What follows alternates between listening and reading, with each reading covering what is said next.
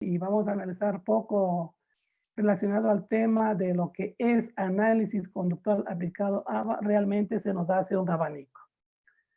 Y digo esto porque es importante conocer las bases neurobiológicas del autismo para que como terapeuta y ustedes como personas tecnólogas en el área infantil puedan elaborar un adecuado plan y programa de intervención. Ya los niños en condición de TEA, como lo clasifica ahora el DSM-5, y a partir de hace unos 5 o 6 años atrás aproximadamente, la psicología, las neurociencias ha dado un salto espectacular y ahora, de acuerdo a las últimas investigaciones, se ha descubierto situaciones muy interesantes que participan y que forman parte de lo que es este órgano tan misterioso como es el cerebro. Desde este punto de vista, fíjense aquí, en esta imagen. ¿Sí? Él es un niño autista que lo vamos a llamar Carlitos. ¿Sí? Carlitos pues es un niño en condición de TEA, está trabajando en la mesa de exploración, ¿sí? Que es muy diferente a la mesa de entrevista en un consultorio particular. ¿Sí? Y para que lo hayamos conseguido, y digo hayamos porque realmente se trabajó en función de equipo, y para que hayamos conseguido que el niño por sus diferentes comportamientos que le generalizan o que se caracteriza al niño en condición de TEA, pues para que él llegue a integrarse en una mesa y que comparte este tipo de terapia, realmente fue un éxito.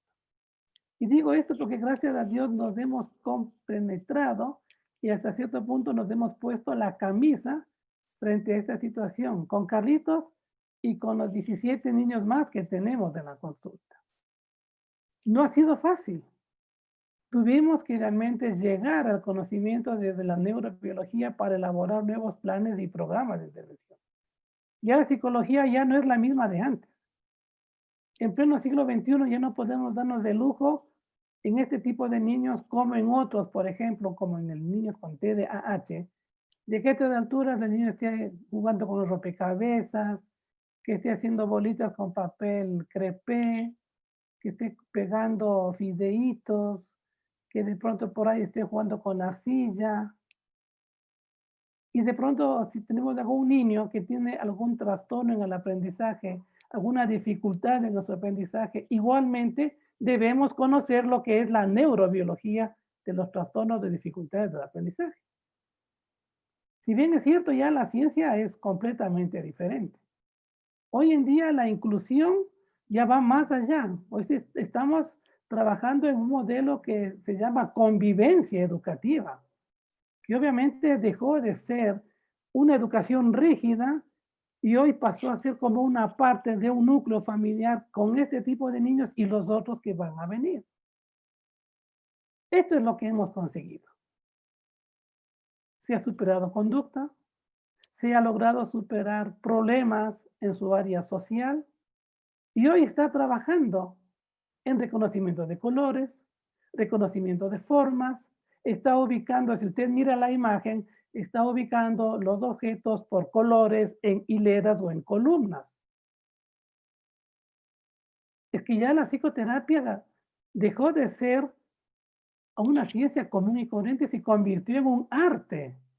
Y ustedes, queridos estudiantes, tienen la obligación de volver a reactivarse esa mentalidad y pensar en que la psicoterapia es hoy en día un arte. Y la inclusión es un nuevo modelo de convivencia educativa. Miremos la siguiente imagen. Miren acá.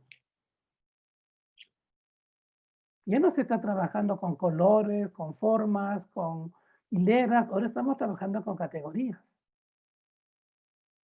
El niño se mantiene de pie porque llama la atención y muestra ese deseo por participar. Y a pesar de que la mesa está repleta de tarjetas, él logra identificar y clasificar categorías en animales, acuáticos, terrestres, domésticos, salvajes, insectos. Y se le pide y él reconoce y entrega lo que se le pide.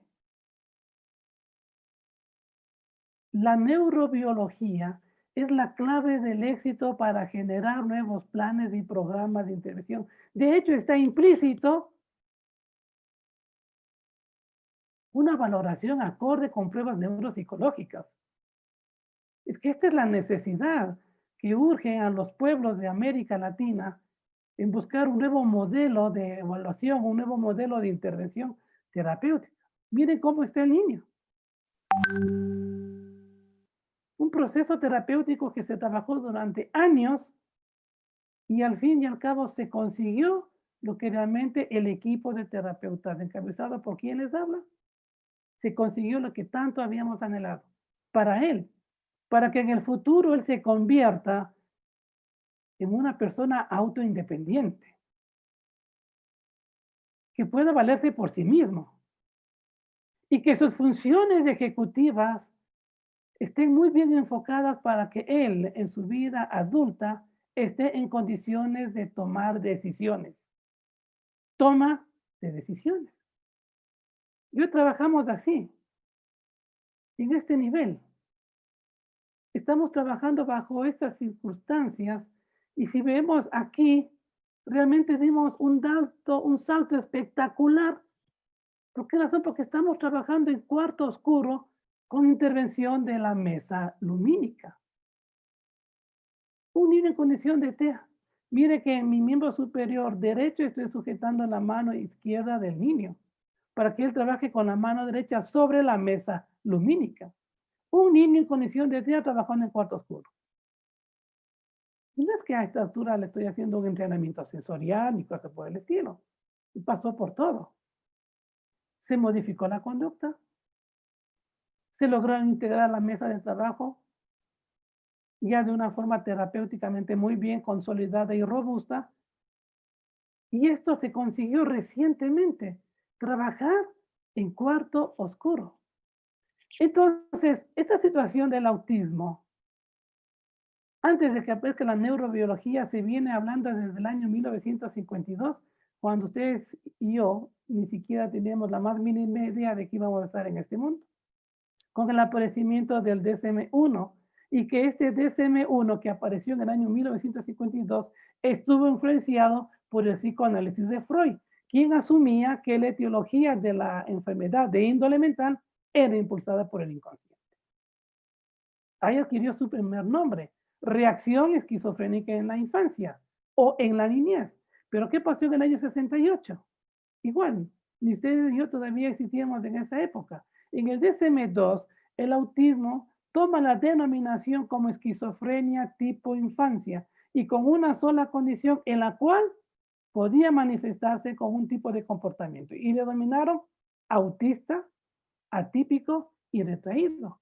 Pero ¿qué pasó en el DSM-3? 1980. Ustedes y yo ya estábamos aquí en este mundo. Venimos de este mundo para ser felices y para servir a los demás. En el DSM-3, en 1980, existe un cambio de estados psicológicos a categorías de enfermedades y eso se transforma en lo que hoy conocemos como trastornos generalizados del desarrollo, en donde se incluye una nueva categoría. Estoy hablando del año 1980. 4 categorías: autismo infantil residual, trastorno generalizado del desarrollo de la infancia, de inicio, y trastorno atípico generalizado del desarrollo, acompañado con un trastorno generalizado del desarrollo residual. Todos de la niñez. En el año 94 aparece el DSM-4, en lo cual menciona que los trastornos generalizados del desarrollo, además del trastorno autista, incluían trastorno del Asperger, trastorno desintegrativo infantil, trastorno de red y el trastorno generalizado de desarrollo no especificado, con algunas pequeñas variaciones típicas que se produjo en el DSM-4-TR que apareció en el año 2000. Pero en el año 2013, en donde ustedes y yo estábamos en plena algarabía de las neurociencias, hace 7 años atrás aproximadamente, aparece el DSM-5, el último manual diagnóstico y estadístico de los trastornos mentales.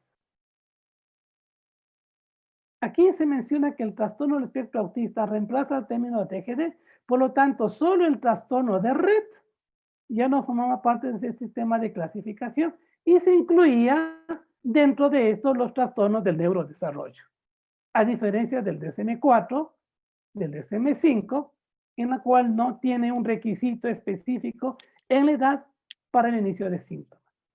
Y el 610 no se quedó atrás. El autismo en el 610, que es una guía en la clasificación de los trastornos mentales y del comportamiento, que es frecuente y utilizado por el MSP a nivel nacional, indica dentro de su primer eje que los síndromes psiquiátricos clínicos les corresponden al código F84 que se refiere a los trastornos generalizados del desarrollo. Incluye autismo infantil F84 y autismo atípico con la misma nomenclatura, con el mismo código. El CI11 hizo su parte. Es decir, el trastorno autismo lo divide en dos, sin trastornos del desarrollo, por un lado, intelectual, y por otro, con trastornos del desarrollo intelectual, y lo clasifica en leve, ¿sí? Sin alteraciones de lenguaje, con alteraciones de lenguaje, leve alteraciones sin lenguaje y con alteraciones en el lenguaje. El último manual que apareció, el 610. En base a esto, es aquí, en estos lugares de concentración científica y que sí ha tomado la vanguardia a nivel nacional y latinoamericana, es donde nos permiten, gracias a ellos, reunir un equipo de alto profesionalismo y actualizar los conocimientos. Por eso es que hoy vamos a conversar sobre las bases neurobiológicas del autismo. ¿Qué pasa en su neuropatología? ¿Qué pasa en su neuroimagen? ¿Qué estudios se han hecho dentro de su neurofisiología? ¿Qué pasa con su neuroquímica? Y finalmente, ¿qué pasa con su neurogenética? Solo así, solo así, podremos elaborar un plan correctivo y terapéutico idóneo actualizado. Veamos rápidamente cada una de estas bases, que en resumen son aquellas que constituyen las bases neurobiológicas del autismo. Neurobiología del autismo. Cuando alguien le pregunte qué son las bases neurobiológicas del autismo, son 5 grandes áreas: neuropatológicas, neuroimágenes, neurofisiológicas, neurobioquímicas y neurogenéticas. 5. ¿Qué pasó con las bases neuropatológicas? En el autismo, hasta el año actual, 2020, se han logrado estudiar el cerebro de 50 autistas, post-mortem. Hoy, en pleno siglo XX, a inicios del año 2021, pues se está realizando investigaciones ya, ¿sí?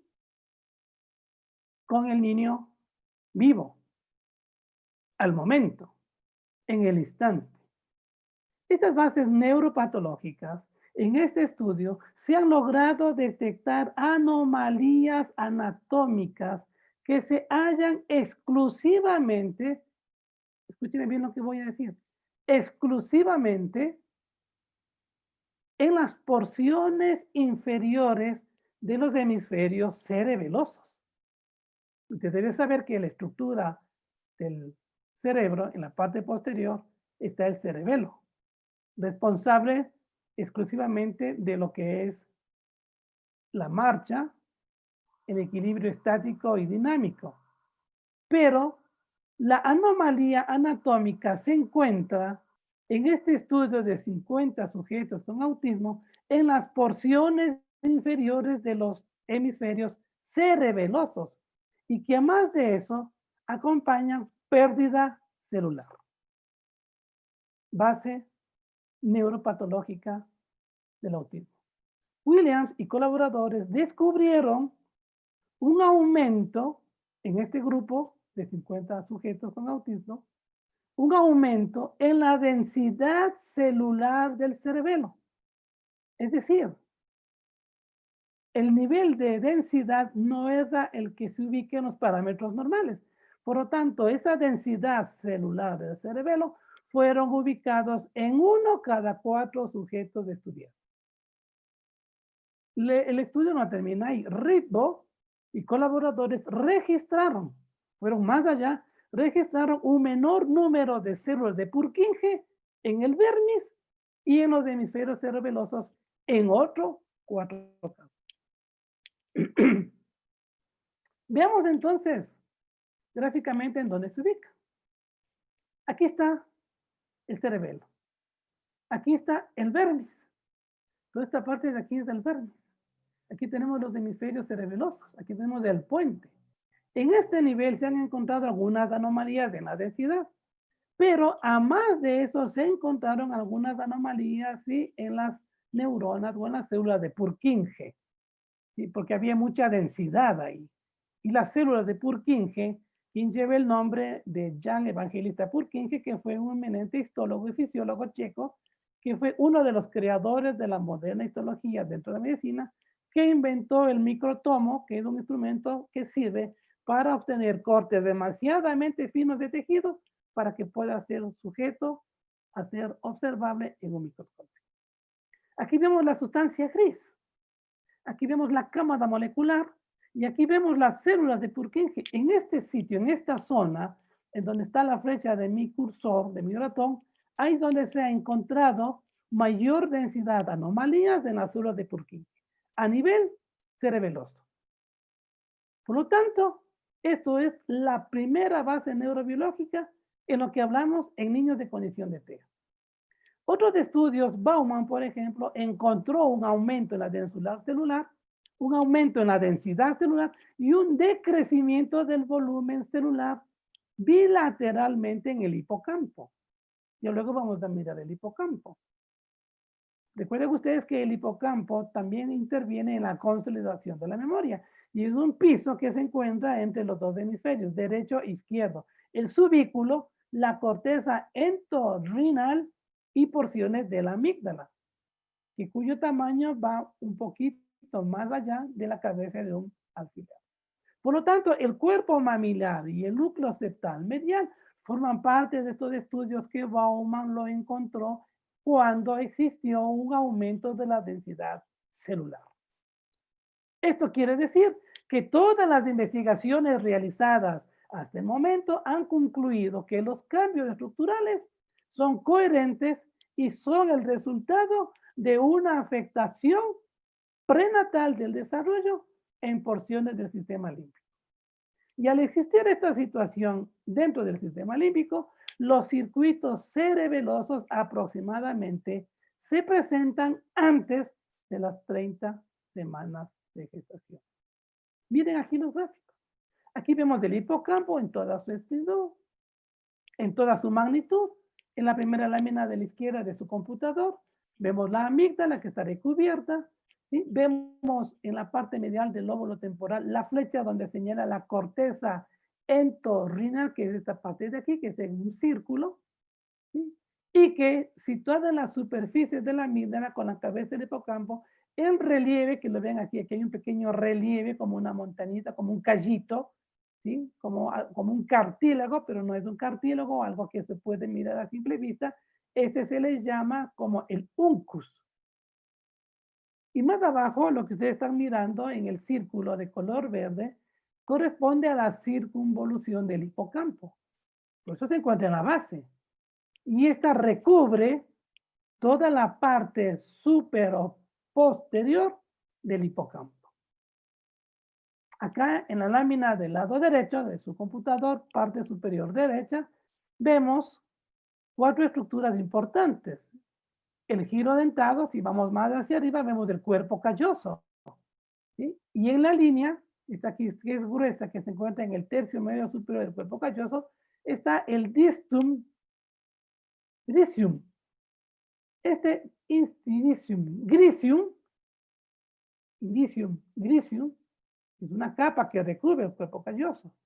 Pero en la parte inferior vemos el cuerpo franjeado, el subículo y finalmente el asta de Amón. En el gráfico de la parte inferior derecha, vemos la amígdala que está en un punto rojo, la corteza entorrinal, que es importante en el centro de la memoria, y que la función que lo estamos viendo acá, la corteza entorrinal, miren, aquí está la corteza entorrinal, responsable de la memoria. Y la función es de actuar como centro de relevo en los procesos distributivos o redistributivos de información que van desde y hacia el hipocampo. Por lo tanto, esta estructura que lo vemos aquí en un círculo rojo, ¿sí? Es una estructura fundamental en los diferentes tipos de memorias, conscientes o inconscientes. Lo mismo, aquí está, los famosos cuerpos mamilares, el núcleo corto medial, en algunos cortes que se ha hecho, el hipocampo, la amígdala, el neocórtex y el ventrículo hipotálamo.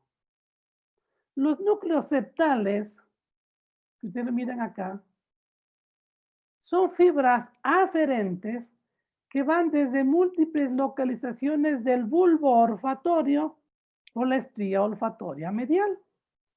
Por lo tanto, estos también participan y forman parte de la corteza prefrontal.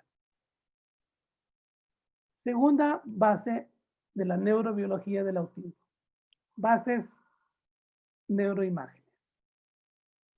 El papel de la neuroimagen, que usted muy bien lo conoce, que hace unos 25 años atrás dejó de utilizarse los rayos X y que hoy contamos con otros de mayor complejidad y se habla de quinta, sexta y séptima generación, el papel de la neuroimagen siempre ha sido el de explorar e identificar la base biológica de las patologías, más aún de los trastornos con índole neurológico. Por lo tanto, esta todavía está en sus inicios, porque próximamente van a aparecer nuevas neuroimágenes que gracias a ellos y a los estudios que se han realizado, muy avanzados por cierto, se ha logrado considerar que la neuroimagen hoy en día, en pleno siglo XX, se divide en dos grandes áreas. Una neuroimagen estructural y una neuroimagen funcional. De hecho, el psicoterapeuta que está inmerso en este proceso dentro de la neuropsicología, como quien les habla, y ha tenido la oportunidad de participar en cirugías para realizar evaluaciones antes, durante y después de un proceso quirúrgico en niños, pues toca leer, toca interpretar. ¿Qué tipo de técnica de neuroimagen estamos hablando? Aquí vemos en el número 1 es una tomografía axial computarizada. Estamos enfocando viendo de arriba hacia abajo, esta es la corteza cerebral. Y lo que vemos aquí en este punto negro, obviamente, es la presencia de una lesión a nivel del hemisferio izquierdo, con algunas prolongaciones de líquido cefalorraquídeo e inundaciones de células nerviosas de tierra. En la parte inferior, el número 2, vemos una resonancia magnética funcional, completamente diferente a la anterior. Se aprecia estructuras, se aprecia surcos, circunvoluciones, cortezas, bulbo, cerebelo, tallo cerebral, bulbo olfatorio y otras estructuras más. Cuerpo calloso, lóbulo frontal, lóbulo prefrontal, etc. Por lo tanto, estas técnicas de neuroimagen estructural permiten observar la anatomía cerebral y gracias a ello se puede encontrar hoy en día distintas alteraciones que podrían relacionarse con el autismo. Si se hace una comparación con los cerebros de personas sanas, en estas técnicas se encuentra que la tomografía axial computarizada, la número 1, donde está la letra V, versus la tomografía axial computarizada y la resonancia magnética que está acá, que es la número 2, esta última, es decir, la resonancia magnética, es la que más se utiliza en los estudios cuyo tipo tiene un trastorno y que permite ver, entre otros aspectos, determinar los índices de volumen de determinadas estructuras cerebrales. Cuando hablamos de volumen, hablamos de tamaño, de forma, de contextura. Por eso es que CIDE, como una empresa, quiere ser vanguardista a nivel nacional y a nivel de Latinoamérica. Es importante este tipo de conferencias y la ejecución de estos eventos con una alta calidad científica. Ya la psicoterapia no es la misma. Ya la psicología ya no es la misma. Ya los estudios del niño en condición de TEA ya no es lo mismo. Hoy tenemos la neurobiología del autismo y lo hemos analizado desde dos puntos de vista hasta el momento y la neuroimagen ha hecho su parte. Ha contribuido en los estudios en el caso de este tipo de niños. Por lo tanto, los estudios de resonancia magnética de los cerebros de personas de condición de autismo ha puesto de manifiesto la presencia de anomalías en las cuales ha sido muy fácil distinguir alteraciones a nivel del cerebelo, por un lado, y por otro, a toda su estructura global en donde se incluye el vértice cerebeloso, y esto implica pérdida neural. Ya las bases de las neuroimágenes son muy actualizadas. Hoy hablamos de tercera dimensión, inclusive de cuarta dimensión. Cada vez será más precisa la identificación de lesiones y los estudios de las patologías serán tratadas más fácilmente. En algunas de ellas ya no será necesario ni la medicación, sino el proceso de una buena intervención terapéutica. Tercera base dentro de la neurobiología del autismo. Bases neurofisiológicas. La neurofisiología, que es el eje central de la neurobiología en el campo del autismo, y ha incluido en este tipo de estudios de índole clínico el acompañamiento del electroencefalograma. Por lo tanto, si yo soy un neuropsicólogo y trabajo con niños en condición de TEA, pues lo mínimo que me toca es recibir un curso y aprender a leer el encefalograma. Sigue una formación para entender qué son los potenciales evocados. El rol del psicoterapeuta que trabaja con niños de condición de TEA va mucho más allá. Ya no solamente se encarga de un proceso terapéutico en donde implique el manejo de la conducta a través del programa ABA, sino que también forma parte de un contexto familiar, porque están involucrados todos los miembros de la familia alrededor del niño que se convirtió en el eje central. Por lo tanto, hay que tener en cuenta que en la población autista, hoy en día existe una mayor incidencia de padecer epilepsia. Y la mayor epilepsia, la más generalizada, es aquella que se presenta a nivel del lóbulo temporal. Y estamos hablando de una población general, con un rango entre 25 y 33% de autistas adultos. Por lo tanto, estos ya presentan epilepsia y presentan el mayor riesgo con una característica muy específica, que tienen un coeficiente de inteligencia muy bajo, viene acompañado con agnosia verbal auditiva o trastornos en el déficit motor. Por lo tanto, el estudio del potencial evocado, que simplemente se trata de una exploración neurofisiológica que actúa la función del sistema sensorial acústico, que actúa el sistema sensorial visual, que actúa la somatosensorial y sus vías por medio de respuestas que son provocadas frente a un estímulo conocido y normalizado, el cual se denomina potencial evocado, o cuyas siglas son PET. En este estudio, en pacientes autistas sin ningún tipo de retraso mental, se ha logrado detectar presencia de hipoacusia dentro del diagnóstico de los trastornos generalizados del desarrollo. Y ni siquiera como padres han sido capaces de darse cuenta de que no solamente viene una patología, sino que también viene algunas situaciones de comorbilidad.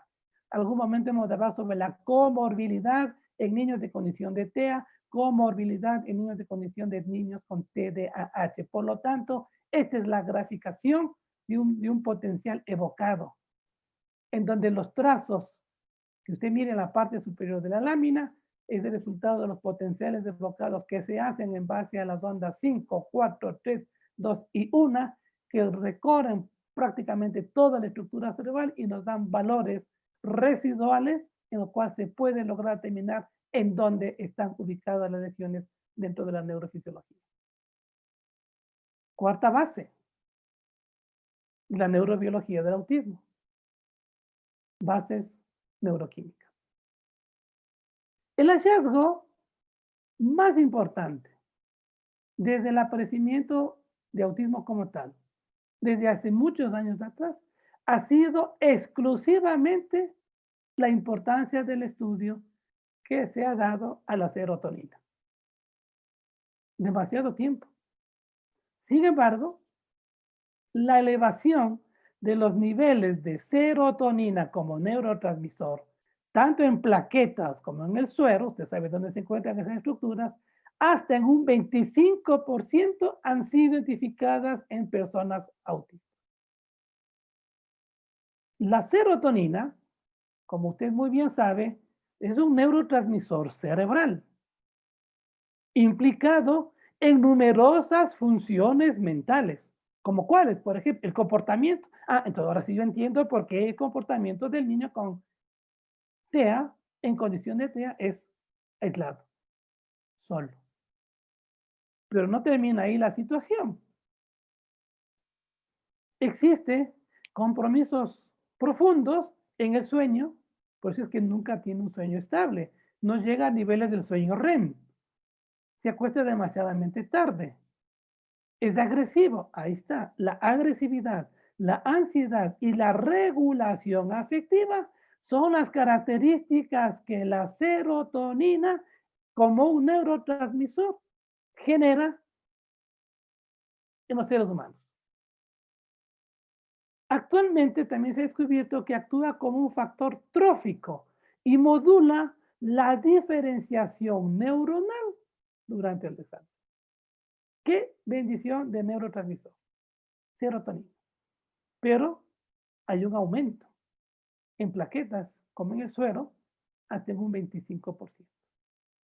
Por eso es que el niño en condición de TEA es sujeto a múltiples exámenes. Por eso es que la psicoterapia ya no es la misma de antes. Bases neurogenéticas. Última base de la neurobiología del autismo. Miren acá, vemos un cariotipo. Creo que todo eso sí conocen los que están aquí. Eso es un cariotipo. El papel de la genética en la etiología del desarrollo del autismo, que radica desde hace mucho tiempo atrás, yo diría aproximadamente en la década de los años 70, quizás finales de la década de los años 70, está totalmente demostrado en la actualidad que existe una concordancia entre gemelos monigóticos y gemelos disigóticos. Es decir, el 64 y el 3% de los dos de manera respectiva. El riesgo, de acuerdo al estudio genético, de recurrencia de tener un segundo niño, así yo tengo un hijo autista, de tener un segundo hijo en condición de TEA, se ubica en un porcentaje entre el 3 y el 7%. Y uno de los estudios realmente espectaculares es la presencia de una anomalía cromosómica frecuente en personas con autismo que se ha detectado en el cromosoma 15. Ahí yo le encerré con un rectángulo rojo. No estamos hablando de una trisomía, como en el par 21 que genera el niño en condición de síndrome de Down. Estamos hablando exclusivamente de una anomalía, que es muy diferente a una trisomía. En concreto, este estudio indica que la parte proximal del brazo largo, si ustedes se acercan a sus computadores y miran ahí, que en el lado izquierdo hay un brazo largo, ¿sí? En concreto, la parte proximal, hay dos extremos, proximal y distal, la parte proximal del brazo largo es aquel en donde se encuentra identificada la lesión. Y eso se ha presentado en 20 casos, de los cuales la alteración más frecuente del brazo largo en el par 15 fue la tetrasomía, ya no trisomía, tetrasomía parcial del 15Q. Q es la ubicación del brazo largo, ¿sí? O cromosoma, o 15Q isocéntrico. Si yo conozco esto como psicoterapeuta, me apasiono de este nuevo modelo y genero nuevos planes y programas de intervención y mi terapia ya no es la misma de antes porque conozco las bases neurobiológicas del niño en condición de TEA. Y genero un proceso de aprendizaje, que no solamente es para modificar conducta. Yo trabajo en ABA, también me permite estimular áreas corticales que intervienen en el aprendizaje. Y vemos dos grandes momentos. En el cerebro de arriba vemos tres colores diferentes. Las áreas 17, 18 y 19. Muy importantes ubicadas en el lóbulo occipital. El área 46, 44 y 45 específicamente que corresponden al área de Broca. Aquí está, área de Broca. Y el área 21, que está acá en la parte superior, corresponde al área de Warwick. Pero ¿qué de importancia hay aquí en el área 46, que se encuentra en el límite entre el área de Broca? Ahí se encuentra la corteza prefrontal dorsolateral, responsable exclusivamente, además de las funciones ejecutivas, de acuerdo a cualquier modelo que queramos conversar. Hay varios modelos. Yo lo dejo mucho con el modelo de Andersen y de Brown en diferentes casos. Andersen habla de niños de 7 a 11 años.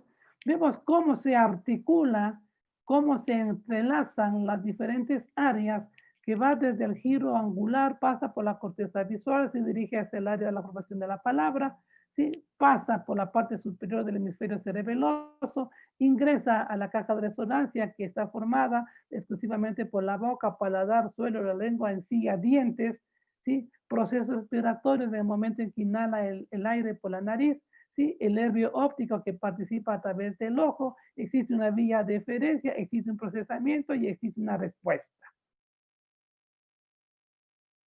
Yo no conozco esto. ¿Creen ustedes que es justo que esté todavía dedicado a crearme rompecabezas? A que de pronto esté haciendo actividades con el papel maché, haciendo bolitas, pegando fideos, pegando palillos o moldadientes, que esté haciendo bolitas de algodón, ¿sí? Imagínese cuando en algún momento dado CIDE decide acoger al toro por los cuernos y hablemos sobre la neurobiología de los trastornos de aprendizaje. Se ha descubierto que nada tiene que ver la parte motora en los niños con disgrafia. La disgrafia o disgrafía es la mala letra.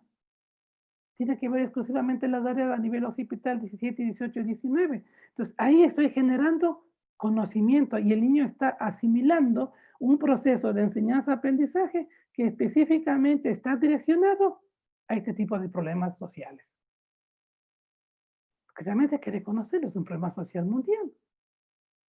Cada cierto tiempo en la revista Time, los Estados Unidos de Norteamérica, hay reportajes espectaculares sobre los últimos avances en el aspecto terapéutico y en los estudios de la neurobiología que cada día están cambiando y a mí me toca estarme actualizando porque la mayor parte de los artículos son publicados en inglés.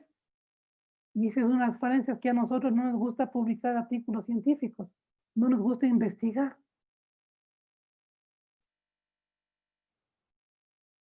La conectividad cerebral, que lo hemos analizado aquí en las áreas del procesamiento del aprendizaje, se refiere exclusivamente a las conexiones físicas, hasta cierto punto estructurales en medio de las articulaciones sinápticas, que son las encargadas de unir grupos de neuronas que tienen cierto tipo de propiedades biofísicas y estructurales que van asociadas como la fuerza o la actividad sináptica.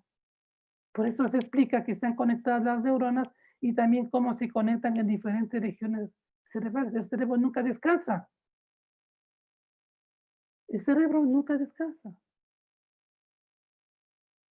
Facundo Manes, un neurocientífico argentino, profesor de mi doctorado, mencionó que hay 5 momentos importantes de cómo que debemos cuidar nuestro cerebro. Actividad física, relaciones humanas. Debemos permanecer en grupos humanos anexos. Manejo del estrés. La realidad no le podemos cambiar.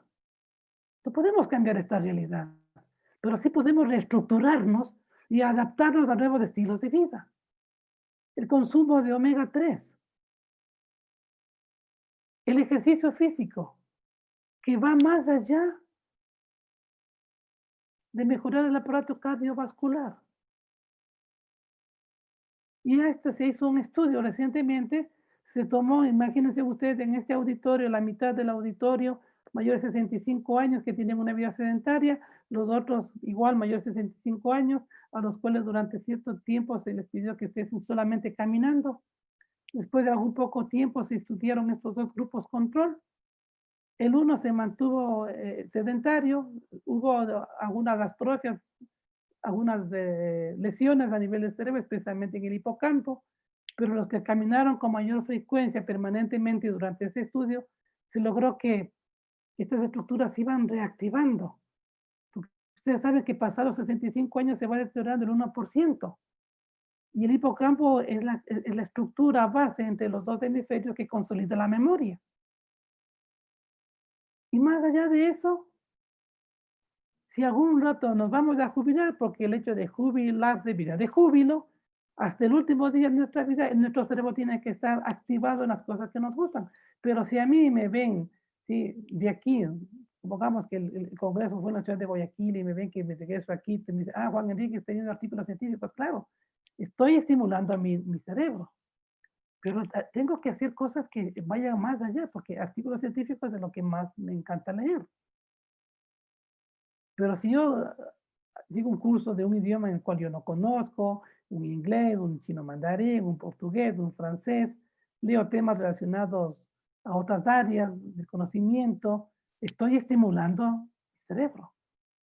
Eso es conectividad, eso es estructura. Y miren lo que tenemos aquí, esto es una neuroimagen, esa cantidad de conectividad cerebral.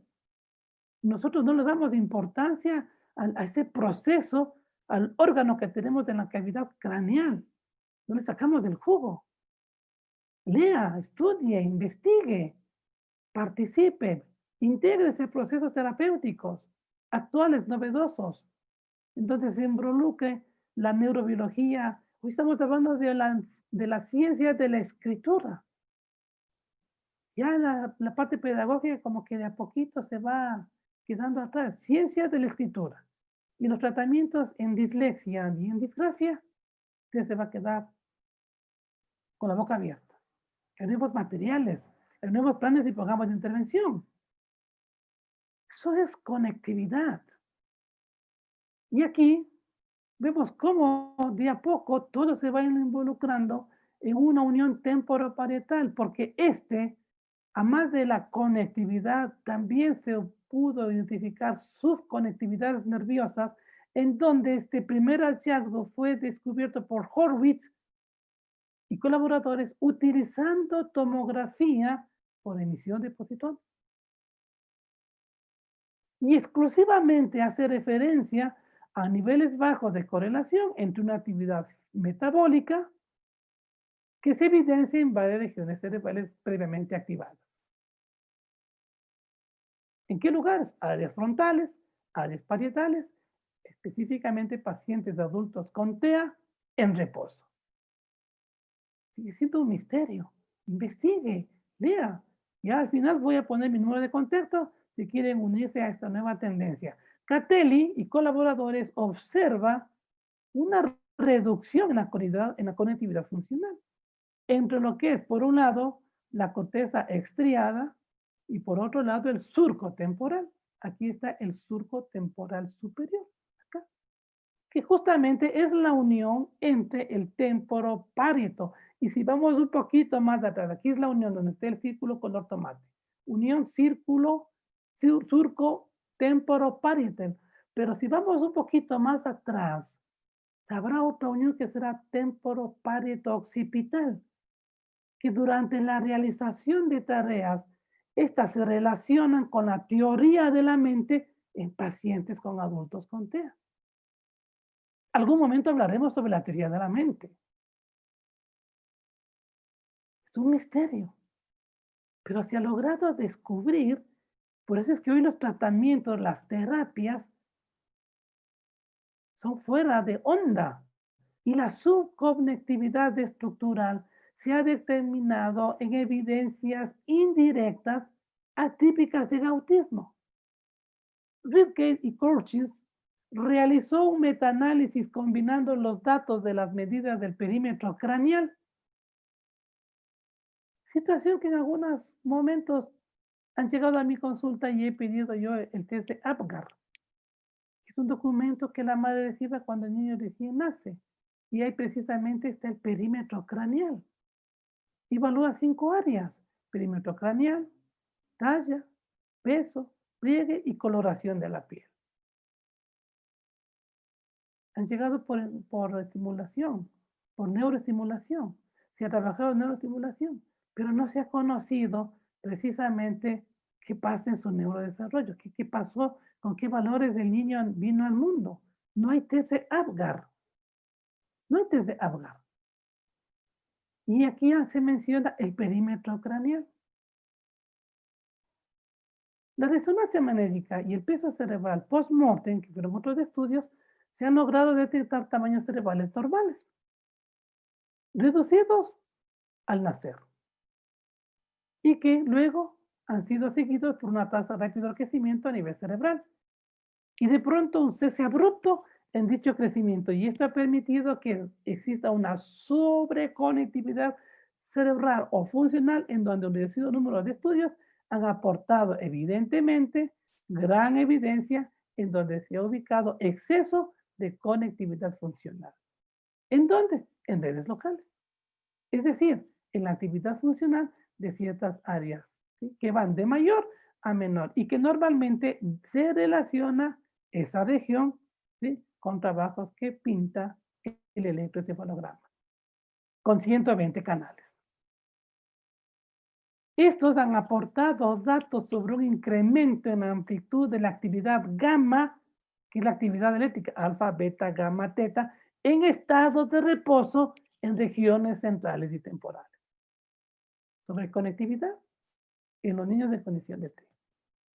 Y finalmente pasamos a todo este bello proceso que va desde la fase 1, que yo ya conozco la neurobiología, lo hemos analizado desde 5 bases. Entonces ahora sí viene la parte terapéutica.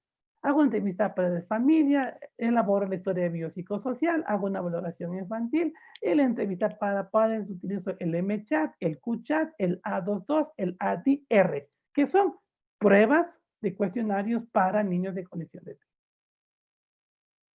Selecciono la batería de test, puedo evaluar un área psicopedagógica, evalúo funciones básicas, voy por percepción visual, evalúo percepción auditiva, lenguaje, motricidad, y si niño está en proceso de escolarización, lectura, escritura y cálculo. Hasta ahí sería parte final del informe psicológico psicodiagnóstico clínico de niños. Y viene la terapia, que es la fase 2, estimulación temprana, neurorehabilitación, conducta y comportamiento, psicoterapia. Termina el fin del proceso terapéutico, hay un seguimiento y se mantiene durante un tiempo estable al niño para de a poco ir cortando ese cordón umbilical llamado proceso terapéutico. Pero ¿en qué se inició el trabajo? Previo conocimiento de la neurobiología, en establecer rutinas. Si es el éxito en niños de condición de TEA, abordar las necesidades del niño, entrenar habilidades específicas, favorecer el proceso de inclusión en la comunidad y que hoy estamos viviendo prácticamente una situación que va más allá de la inclusión. Disminuir los miedos y fobias. Ese proceso que va más allá de la inclusión, convivencia educativa y que proporciona experiencias nuevas, novedosas. Y ahí entonces yo puedo certificarme en ABA, puedo seguir un curso en ABA. ¿Sí? Y ustedes miran aquí los requisitos, ¿no? Para ser un terapeuta en BCABA o ser terapeuta en BCBA. Grado de licenciatura, grado de maestría. Recién iniciamos un entrenamiento, una certificación en ABA. Tenemos 60 estudiantes del Instituto de Neurociencias Cognitivas y de la Afectividad con sede en Quito. Intégrese. Necesitamos gente que colabore en esta problemática y que estos niños se han visto afectados específicamente por este confinamiento. Y ahí miramos cómo este análisis conductual aplicado, si se analiza la parte analítica, se estudia la parte aplicada, se ve, se mira la parte conductual y de pronto después de esto trabajo en consecuencias de conducta, manejo reforzamientos, sé la diferencia entre reforzamiento positivo, negativo o ausencia de reforzamiento, conozco las habilidades básicas, el control de emociones y sentimientos. Mire el proceso que se inició desde la neurobiología. Conozco el problema a nivel cerebral y luego mis habilidades básicas como terapeuta. manejar control de sentimientos y emociones, manejo de expresión facial, tono y volumen de voz, aprender a dar instrucciones, presentación del manejo en el material, registro de programas y conductas, manejo, apoyos y elaboración de planes y programas. Y aquí vemos las primeras 9 técnicas para decrementar conductas. Mi conferencia es neurobiología del autismo, pero si solamente hubiera hablado de neurobiología hubiera quedado incompleto. Estas son las técnicas más comunes: corrección verbal, corrección física, interrupción de respuesta, extinción tiempo fuera, saciedad o sobrecorrección, reforzamiento de conductas compatibles, desensibilización y costo de respuesta. Y luego termino esta fase y voy técnicas para decrementar, aumentar, disminuir por un lado, inicio, disminuyo conductas y por otro lado, aumento conductas. Es que así es, así funciona. Y a veces ha habido situaciones en que recién a estas alturas nos hemos topado con el equipo de que los padres no aceptan a su hijo que tiene autismo. ¿Y sabe por qué no aceptan? Porque el terapeuta no genera niveles de confianza. Los padres, bueno, hoy tenemos 6 niños nuevos y nos ha tocado conversar duro y explicarles la realidad, hasta que se genere un nivel de empatía que va más allá de la normalidad entre terapeuta y los padres de familia, y de a poco han ido aceptando. Pero inicialmente no aceptan y nos hemos dado cuenta que no aceptan las madres, los padres, no aceptan esa condición de que su hijo tiene autismo porque no se generan niveles de confianza, porque no conocen la realidad de lo que pasó en algún momento en su neurodesarrollo.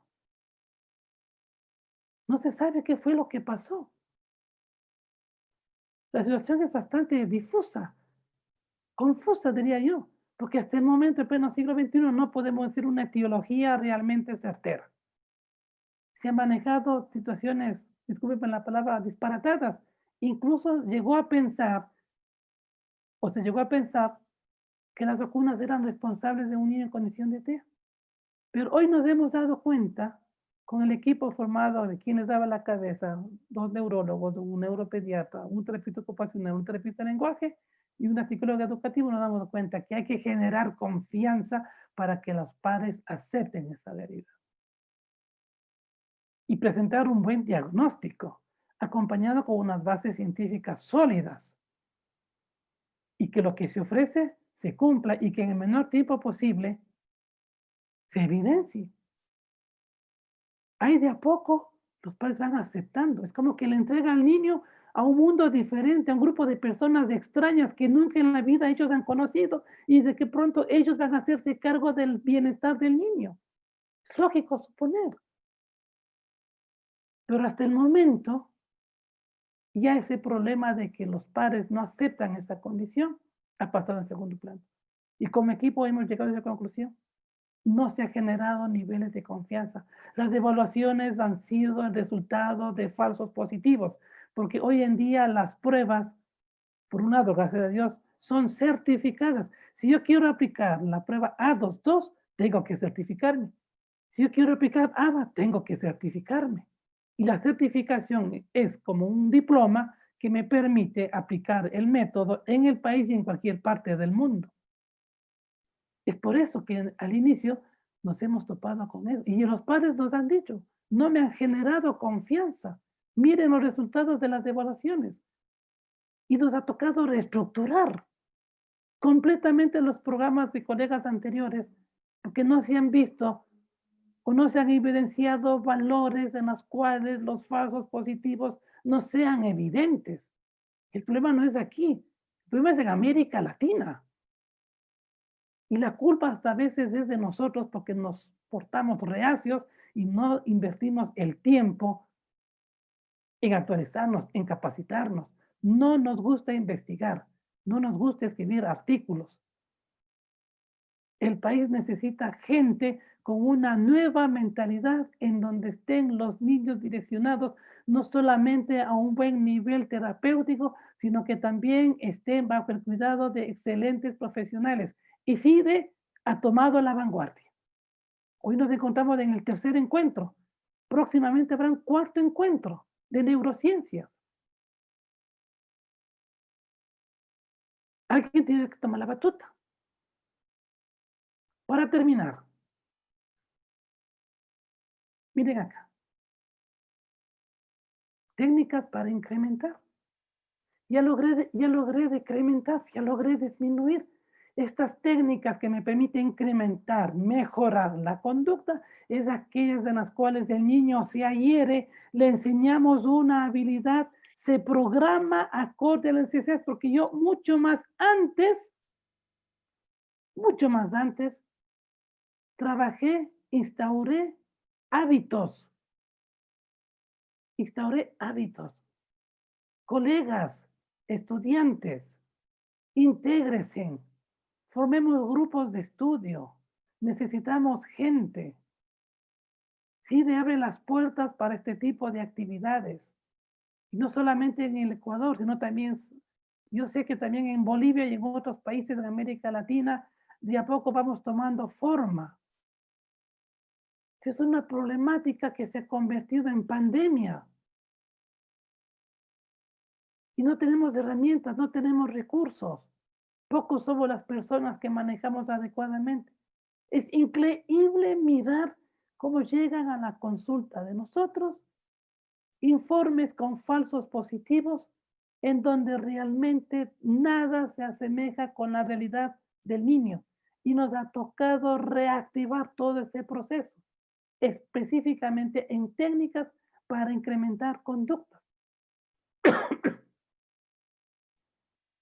Dentro de estas técnicas, y con esta lámina termino, porque realmente iría de largo, por lo menos hasta las 11 de la noche, tenemos contrato de contingencias, se trabaja en modelamiento en imitación, trabajo en modelamiento, por un lado modelamiento, por otro lado moldeamiento, y trabajo con economía de fichas.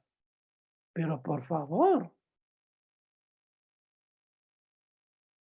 deje que estos congresos, que los expositores que me antecedieron a esta situación que se presentaron mucho más antes, intentaron insertar en ustedes esos nuevos chips, no para el país, sino para América Latina, que genere cambios de actitudinales en los cuales estén destinadas a mejorar la calidad terapéutica en niños.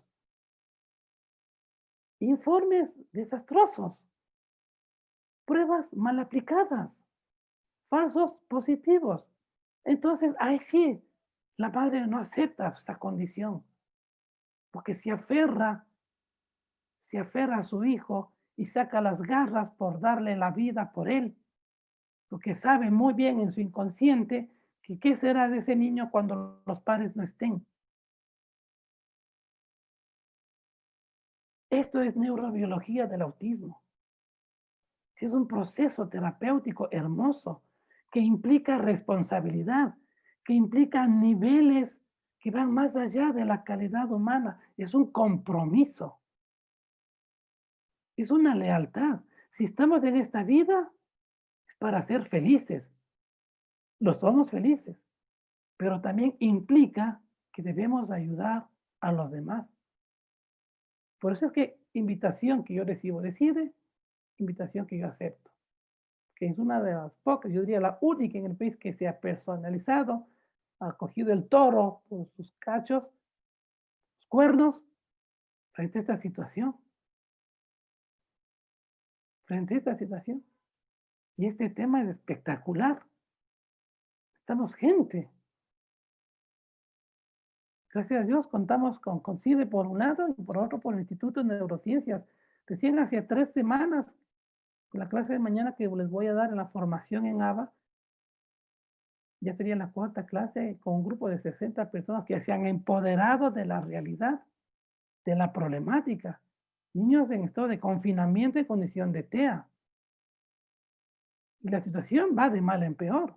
Usted sabe que esta pandemia va de largo. Ya dejó de ser pandemia, está viviendo algo más, una una situación bastante compleja. Esto va de largo. La gente no toma conciencia. Por favor, que estas conferencias sea una motivación para ustedes. CIDE estará siempre con las puertas abiertas. Quien les sabe estará con las puertas abiertas. Si que quieran integrarse, estamos en concurso de formación. CIDE próximamente hará un nuevo curso de formación. Aprovechen. El país necesita gente con una nueva mentalidad. Eso es neurobiología del autismo. Ojalá en algún momento dado podamos conversar sobre la neurobiología de la memoria, neurobiología de la atención, neurobiología de los procesos cognitivos, neurofisiología de las funciones ejecutivas, ¿sí? Y cómo realizar planes y programas de intervención acordes, hacer un congreso de neuroeducación, motivar a los docentes para que trabajen con este tipo de niños y los saquen adelante. Para eso estamos y para eso son estos eventos. No me queda más que agradecerles por su atención. Espero que les haya gustado este tema, ¿sí? Yo voy a dejar aquí mis datos en el chat, mi número telefónico, con todo gusto para que puedan comunicarse, ¿sí? En lo que ustedes necesiten, ¿sí? Mi correo electrónico igual, ¿sí? Estamos en esta vida, en este mundo es para ayudarnos mutuamente. No estamos para ponernos los pies y hacernos zancadillas ni cosas por el estilo. Ahí las cosas no progresan. Estamos para cogernos de la mano, ¿sí? Y seguir adelante con este tipo de... Ahí está mi correo, juanvillesj@hotmail.com. Y quiero terminar despidiéndome, no sin antes agradecer a CIDE, realmente CIDE para mí ha formado parte de mi familia,